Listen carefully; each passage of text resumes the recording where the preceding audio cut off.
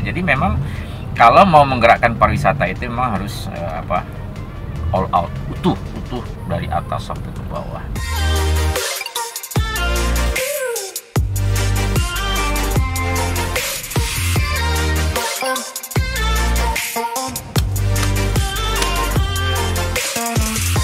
Assalamualaikum Pesona Pariwisata, kembali lagi di Malapa, Mauthalama Pariwisata dan Ekonomi Kreatif. Saat ini Inet sedang menuju ke rumah narasumber kita hari ini. Siapa dia? Ikuti terus ya.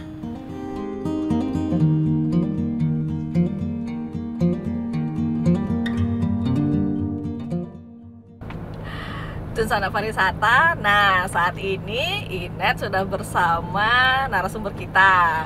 Ini dia Bapak Burhasman. Nah, beliau ini pernah berpengaruh terhadap perkembangan pariwisata Sumatera Barat ya Pak ya. Pada tahun 2011 sampai 2016, karena pada saat itu beliau menjabat sebagai Kepala Dinas Pariwisata ya Pak. Pariwisata dan Kebudayaan dulu ya Pak. Diawali dengan kebudayaan dan pariwisata Budpar, kan Budpar. Habis itu Parekraf. Kan pariwisata itu sebenarnya menjadi sektor utama penggerak ekonomi Sumatera Barat Pak. Jadi kalau misalnya pariwisata itu dikembangkan, seperti kan menjadi sangat potensial untuk pengembangan ekonomi Sumatera Barat. Kalau menurut Bapak pariwisata Sumbar itu gimana Pak? Ya, saya meriwan kembali pikiran saya tentang pariwisata. Tapi nggak apa, mudah-mudahan masih pas gitu ya. Secara konsep memang pariwisata itu nyangkut dengan banyak hal, banyak orang, banyak sektor, banyak skill. Tapi kalau itu digerakkan pasti akan berpengaruh terhadap kehidupan. Pengaruhnya bisa sifatnya ekonomi, bisa juga terhadap pemberdayaan. Jadi luas sebetulnya. Cuman yang kita lihat perlu kita kritisi lagi, mestinya pentingnya pariwisata ini menjadi political will semua jajaran, tidak hanya gubernur. Ya, kalau gubernur aja bicara tentang pariwisata, kalau di kantor bupati di daerahnya tidak jalan, ya tidak juga. Jadi memang kalau mau menggerakkan pariwisata itu memang harus all out, utuh dari atas sampai ke bawah. Nah, kenapa pariwisata ini kita bisa harapkan trigger mengangkat kehidupan masyarakat? Tadi itu pertama, sumber dayanya kita punya, atau daya tariknya kita punya. Kelebihan daya tarik pariwisata itu dia tidak akan kurang, berbeda dengan produk ya. Jadi kalau orang beli produk, orang bawa, tapi kalau pariwisata orang lihat, orang pergi. Masih tinggal lagi, di-create lagi, perbaiki lagi, orang datang lagi. Nah, ini nih keunggulan pariwisata. Dan Sumbar punya banyak sekali. Nah, tinggal lagi menyiapkan orangnya. Orang di sini maksudnya dari semua masyarakat gitu ya Pak? Ya, masyarakat, termasuk aparatur, termasuk juga, ambillah misalnya, pernah ada kita sosialisasi dengan sopir taksi misalnya. Kalau dulu pernah tuh, zaman saya hadir di pangkalan taksi Bluebird itu. Semua sopir dikumpul. Mereka harus ngapain di bidang pariwisata. Pernah ada kita ngomong dengan yang membawa barang porter yang di bandara.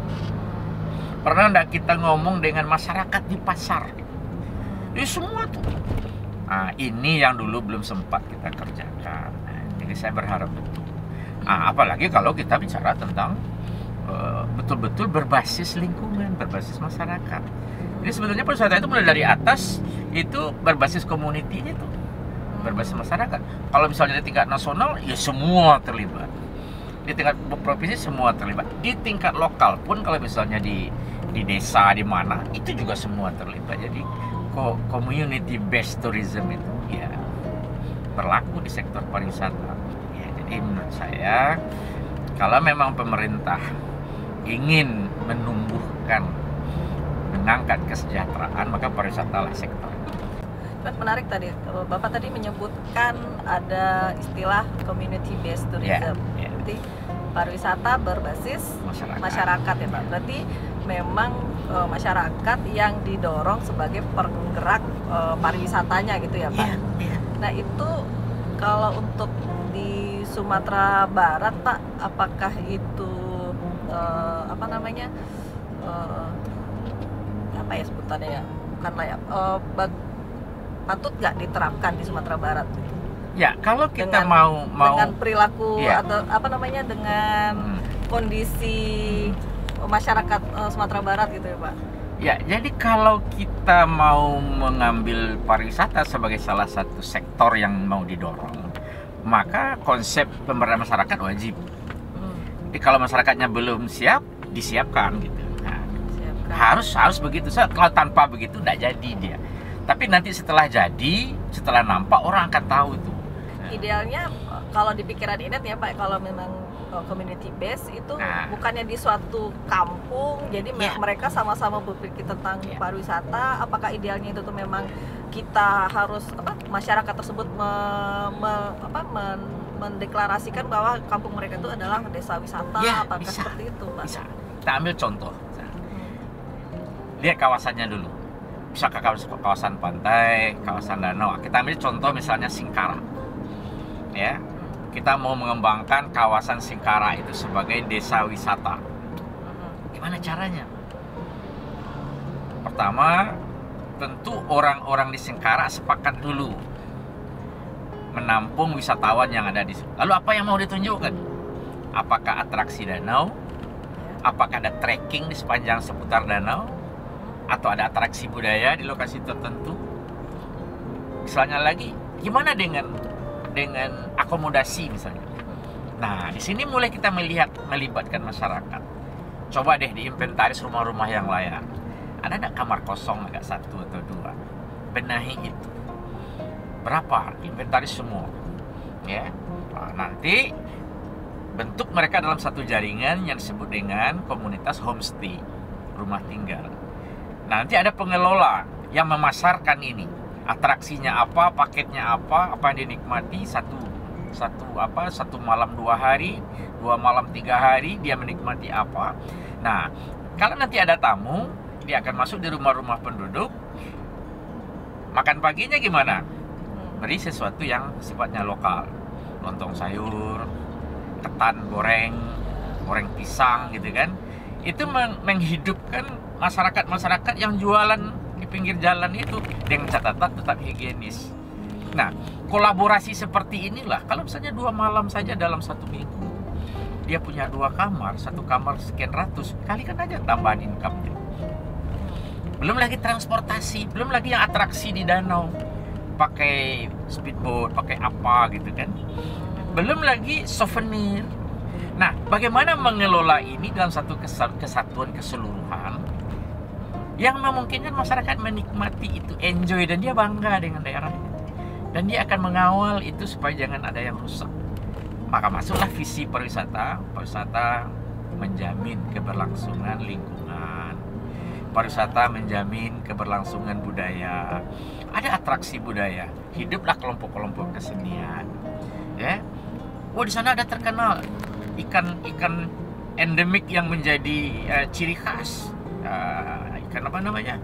Bilih misalnya. Maka ada pengrajin petani-petani ikan yang mengawetkan ikannya sebagai souvenir untuk dibawa. Hidup lagi ekonomi. Coba bayangkan tuh berapa tuh. Nah, kalau setiap daerah punya seperti itu, betapa gerakan ekonomi bisa naik.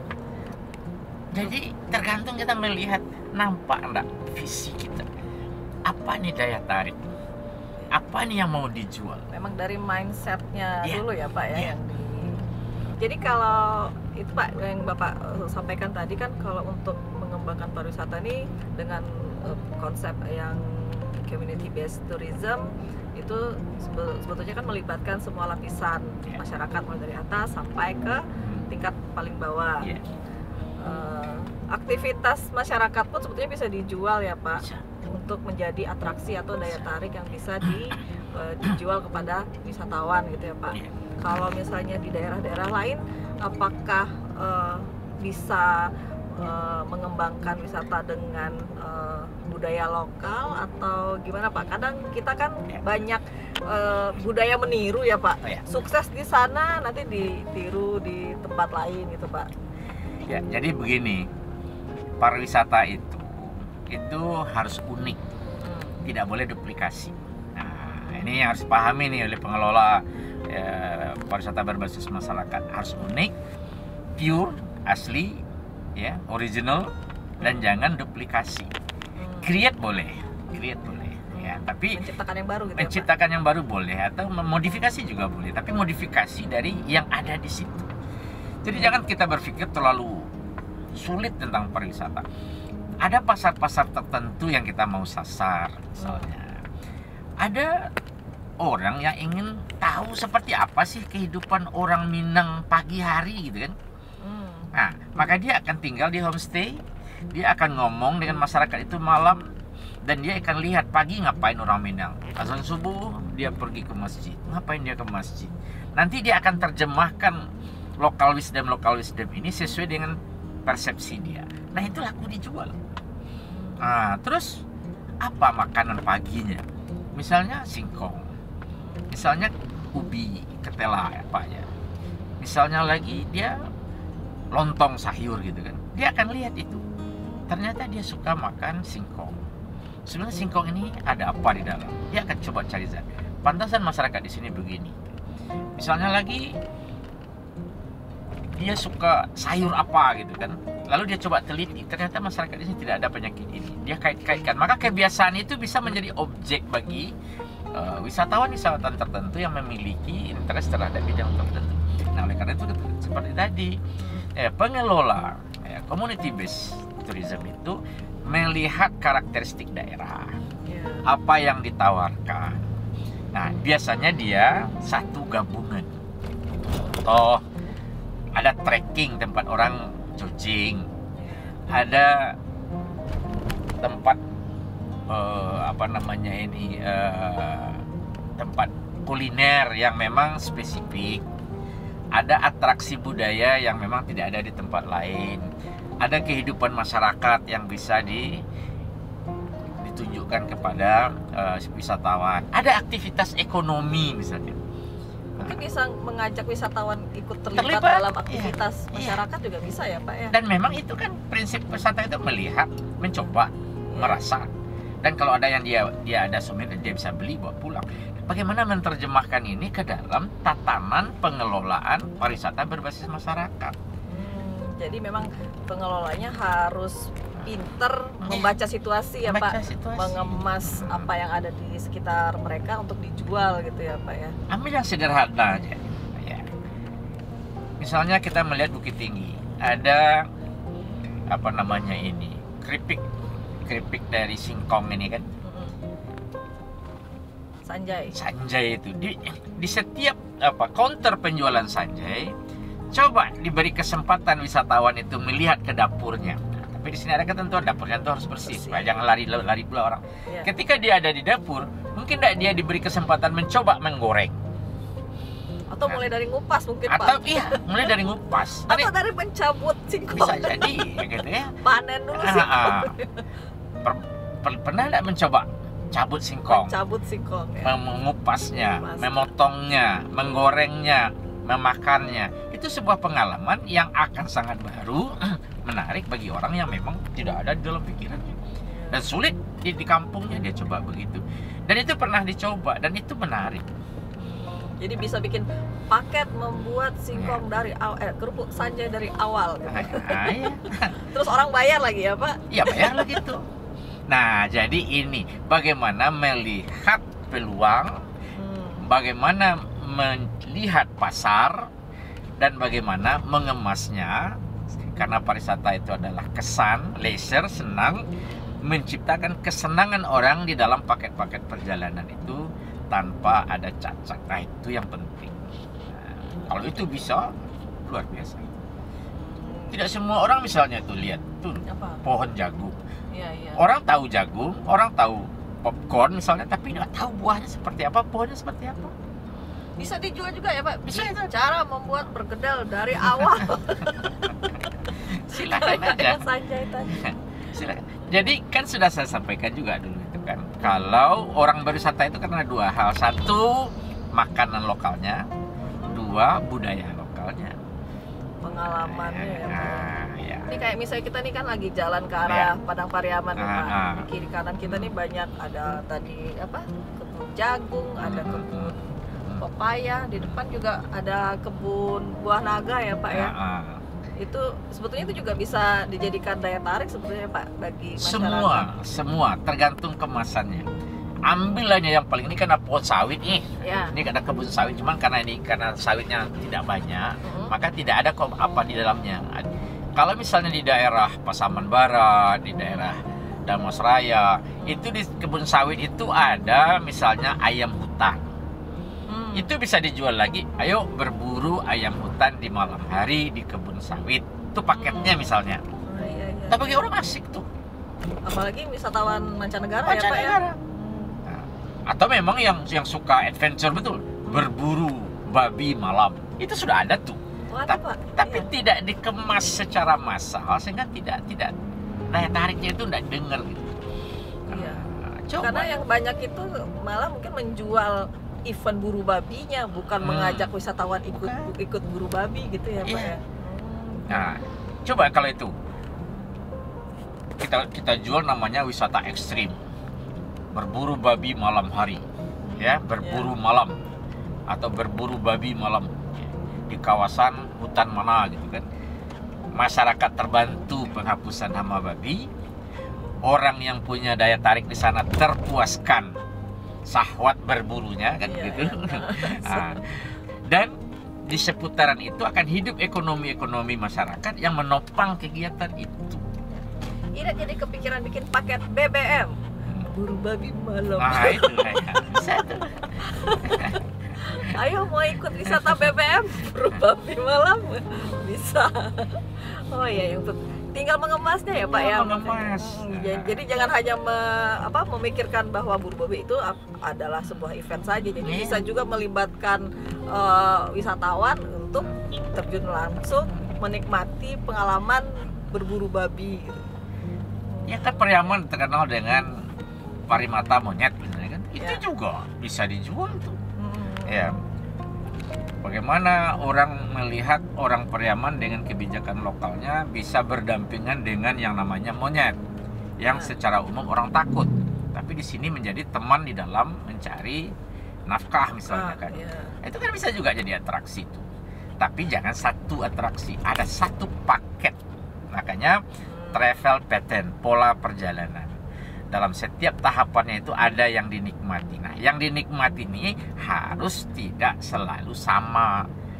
Apa yang dinikmati di sini? Oh, di sini dia mencoba bagaimana melihat monyet manjat kelapa. Lalu bagaimana dia mesen, dia mau kelapa muda bukan yang tua, ternyata bisa. Dia mendapat pengalaman bercengkrama dengan operator monyet ini. Bagaimana tuh ceritanya kok monyet bisa dilatih begini. Bagi mereka berguna tuh. Terus nanti menikmati kelapa yang dipilih oleh si monyet langsung. Itu. Habis itu apa lagi? Kita ke laut. Di sana ada orang lagi mukat. Karena timing mukat itu pagi, maka ketika dia jogging pagi, satu paket dengan ingin mencoba mukat bersama nelayan. Nah, dia akan tahu juga ini cara tradisi nangkap ikan di Sumatera Barat. Nanti dia harus makan paginya di mana? Ada lontong sayur, ada bubur ketan hitam, kacang hijau misalnya kan, ada gado-gado. Nah, itu semua kan menarik bagi mereka. Kita kenalkan, dan itu salah satu daya tarik local food. Nah, local food tergantung si operator kita ini bisa tidak dia mengatur segmen itu tidak duplikasi tapi menarik gitu. Jadi sebetulnya kalau untuk yang community based tourism itu kita sebetulnya banyak yang bisa diangkat ya, Pak ya. Banyak sekali. Tinggal bagaimana kita mencari peluang dan mengemasnya ya, Pak ya, dalam bentuk suatu pola perjalanan yang saling berkesinambungan gitu ya, Pak. Jadi kan inti pariwisata kan bagaimana orang senang. Bagaimana orang senang. Nah, itu titik-titiknya itu. Supaya di mobil, di bus si wisatawan tidak bosan, maka operator kita ini atau tour guide kita ini orang-orang yang memang bisa menggunakan bahasa yang menarik, servicesnya bagus, dan dia mendapat cerita. Misalnya kita lihat di sini nih, bapak-bapak para wisatawan, kita sekarang berada di daerah kawasan Padang Pariaman. Ini dulu Sumatera Barat itu punya satu peristiwa, misalnya G30S 2009. Kaget orang kan, apa itu G30S? Gempa 30 September 2000. Ini kawasannya habis nih. Oh, dia cerita. Nah, dia cerita. Kalau perlu dia kenali. Di sini nih ada korban ini dulu, Pak. Di sini ada peristiwa begini di dulu. Nah, itu sepanjang jalan, sehingga wisatawan ini tidak tidur gitu. Full pikirannya tentang Pariaman. Nah, ini namanya pohon jagung, Pak. Kalau Bapak belum pernah melihat yang namanya jagung yang Bapak makan di popcorn itu, ini pohonnya. Jadi kemampuan untuk menjual itu juga sangat penting ya, Pak. Kuncinya juga ya, Pak ya. Makanya salah satu skill dalam hidup ya, best skill itu adalah kemampuan bercerita, kemampuan berbicara. Nah, standarnya juga materinya. Jadi materinya harus sama, tidak boleh yang satu bercerita lain, yang lain ceritanya lain lagi. Tidak boleh itu. Terus wisatawannya bingung kan, Pak? Bingung. Kata kemarin yang ini katanya begini. Yang mana yang benar? Nah, ini menyiapkan masyarakat itu. Jadi dampaknya luar biasa ini. Dampaknya misalnya ketika masyarakat berinteraksi dengan masyarakat luar, maka akulturasi akan terjadi. Generasi muda akan berpikir, melihat ini orang begini, kelompok ini begini, otaknya muter itu. Nah, dengan sendirinya terjadi proses pembelajaran. Nah, itu masyarakatnya akan maju sendiri.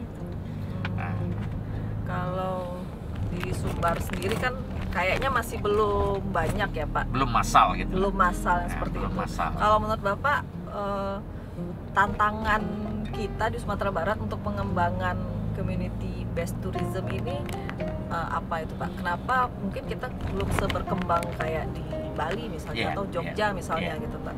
Tantangan kita sebetulnya apa, Pak? Pertama, orang yang melihat potensi itu secara clear gitu kan, sehingga dia punya motivasi, ini bisa ini laku ini.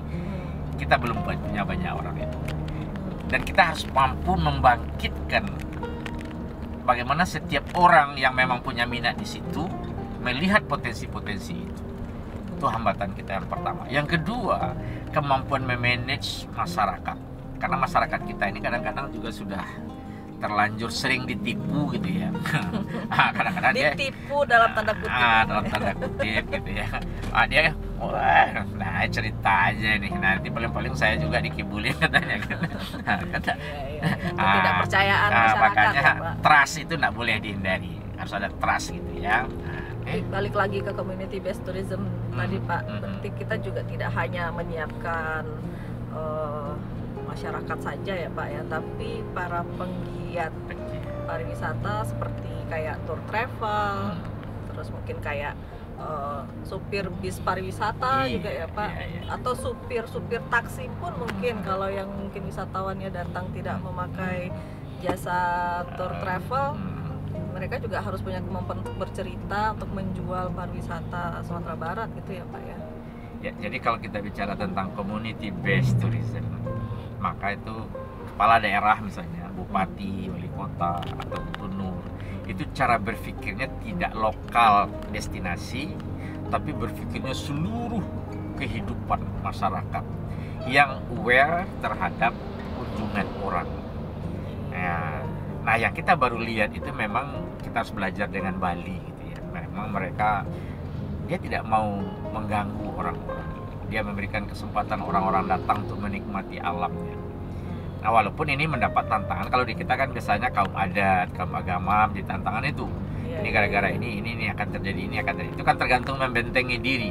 Karena kita sudah hidup di alam yang terbuka, hidup di alam yang tanpa batas, maka kita membekali anak-anak kita supaya tidak terpengaruh juga. Karena memang dunia pariwisata sudah tidak mungkin kita hindari. Dunia sudah tanpa batas, dunia sudah tanpa dinding gitu. Nah, jadi menyiapkan masyarakatnya semua, termasuk marketingnya tuh net ya. Marketingnya itu gimana? Karena tidak mungkin Sumatera Barat tumbuh pariwisatanya kalau hanya digerakkan di Sumatera Barat. Kita harus join dengan travel agent yang di Medan, travel agent yang di Jambi, Pekanbaru. Jadi kalau dia punya tamu, dia bisa bikin paket perjalanannya sampai ke Sumatera Barat. Kan? Oke. Kita udah sampai di mana nih? Tiram nih. Di Tiram. Nah, ini kita udah di Pantai Tiram nih, Pak. Di Padang Pariaman. Jadi ini kan salah satu objek wisata juga ya, Pak. Iya. Banyak yang jualan buat makan siang di sini. Ini kan sebenarnya juga bisa diterapkan yang community based tourism tadi ya, Pak ya? Iya, bisa sekali malah ya. Jadi kan ini apanya yang dijual kan gitu kan? Apanya yang dijual dan kepada siapa? Kalau ini mau dijual ke turis asing atau bila wisatawan domestik yang bukan dari Padang gitu kan, maka ini harus bekerja sama dengan kawan-kawan di travel agent. Nah, sama dengan kawan-kawan. Tapi kalau ini oleh masyarakat sini mau dipasarkan sebagai pasar lokal, ambillah misalnya orang Padang, orang Pariaman, ini kan bisa juga untuk mengajak orang makan siang ke sini. Tapi kan tinggal pemasaran kan dekat tuh daripada paling 30 menit kan. Nah, ini bisa tunggu semuanya. Atau dia juga bisa memberikan pelayanan untuk acara-acara sederhana, misalnya ada yang ulang tahun kecilan, kan bisa. Tinggal memasarkannya kepada siapa dan paketnya seperti apa dan yang menikmati siapa gitu. Kita jalan dulu ke sana ya, Pak ya? Ya. Nah, Pak, kita kan udah ngobrol banyak nih, Pak, dari Padang udah sampai ke Pantai Tiram sini, Pak. Terakhir nih, Pak, pesan-pesan Bapak untuk pariwisata Sumatera Barat gimana, Pak? Ya, pertama yang ingin saya sampaikan sebagai alumni pariwisata ya. Alumni bisa reuni, ya, Pak. Bahwa seluruh wilayah Sumatera Barat itu layak dijadikan destinasi. Nah, itu satu itu harus digarisbawahi oleh semua orang itu. Semuanya, walaupun hanya ada satu dangau di tengah sawah, itu pun masih bisa dijual untuk destinasi. Nah, sekarang tergantung siapa yang melihat itu sebagai potensi. Nah, kita perlu mengajak banyak orang, semua orang, untuk bicara pariwisata secara benar ya. Karena banyak yang bicara pariwisata tapi kadang-kadang tidak benar. Bukan membantu malah merusak jadinya. Jadi bagaimana bicara wisata yang benar, membuat semua menarik, membuat semua ada nilainya, semua ada story-nya, semua menimbulkan kesan. Nah, perlu jejaring daripada pengelola travel agent. Di travel agentnya jangan hanya jual tiket, travel agentnya mengatur perjalanan wisata, menjual paket-paket wisata. Nah, yang menentukan lagi di balik semua itu adalah tour guide. Dia harus punya banyak cerita tentang apa saja. Kalau ada spot-spot yang dia lalui, dia harus tahu cerita. Kalau dia mau ngajak makan, dia harus tahu cerita. Ya, semua harus ada ceritanya. Nah, dia tidak boleh diem karena semua orang lagi berwisata. Nah, jadi kata kuncinya Sumatera Barat itu sangat kaya objek dan daya tarik wisata, tergantung kemasannya. Nah, oleh karena itu memang Dinas Pariwisata Provinsi harus bekerja lebih keras lagi. Jangan bekerja parsial, bekerjalah bersama kabupaten kota dan pengelola objek wisata serta semua penggiat. Pasti Sumbar pada satu saat menjadi tempat kunjungan yang baik di Sumatera Barat dan di Indonesia. Oke Pak Bur, makasih banyak atas waktu Bapak dan pengalaman yang sudah Bapak berikan dan sharing kepada kita semua pada hari ini. Semoga Bapak sehat terus ya Pak ya. Amin. Dan tetap main ke dinas ya Pak ya. Asal dapat kopi. Jadi ini Pak, suatu tanda Bapak sudah pernah terlibat Pak di begini balapan. Caranya gitu. Oke, ya gitu begini. Caranya. Oh, dibuka dulu Pak, dibuka. Ya? Ada isinya Pak. Waduh. Waduh. Nah, begini tuh dia. Ya Pak. Jadi ini tanda Bapak sudah menjadi bagian dari Malapa. Thank you. Nanti dipajang ya Pak ya. Ya, thank you. Ya. Oke. Nah. Dun Sanak Pariwisata, demikianlah Malapak kita edisi hari ini. Jadi dari perbincangan kita dengan Bapak Burhasman tadi bisa diambil kesimpulan bahwa sebenarnya Sumatera Barat ini semua daerahnya itu layak untuk dijadikan objek wisata. Jadi tinggal bagaimana kita, khususnya masyarakat, bisa menjadi penggerak dari pengembangan pariwisata itu sendiri. Jadi kuncinya tidak hanya di pemerintah ya Pak, tapi juga dari masyarakat dan seluruh komponen yang terlibat di dalam jejaring pariwisata. Nah, demikianlah Dun Sanak Pariwisata. Sampai jumpa pada Malapak berikutnya dengan pelaku pariwisata dan ekonomi kreatif lainnya. Salam pariwisata. Salam Piti Masua.